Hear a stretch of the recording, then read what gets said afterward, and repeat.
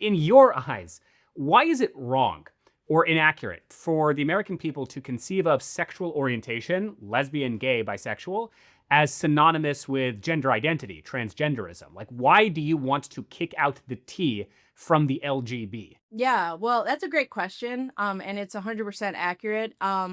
Even before this madness, like the alphabet mafia started pushing onto society and onto children, especially, I was always a proponent of LGB being very separate from the T and the Q and the never-ending acronym that like came after.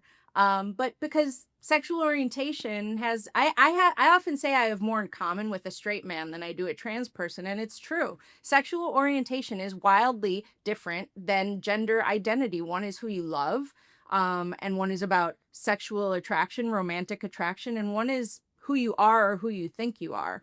Hmm. My gayness, being a lesbian, to me is the same as me having brown hair. It's just part of who I am, and that it doesn't consume my whole identity. And yeah, I think that being forced teamed has obviously only had very negative effects on the gay community as a whole. I find it sad that more LGB people don't speak out and feel the same way, but I think we actually see that trend changing now.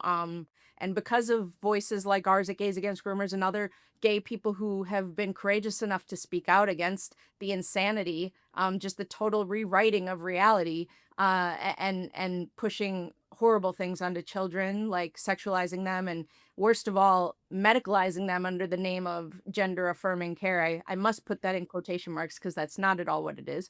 I think more and more of us are starting to speak out, and you can see the trend reversing finally. Yeah.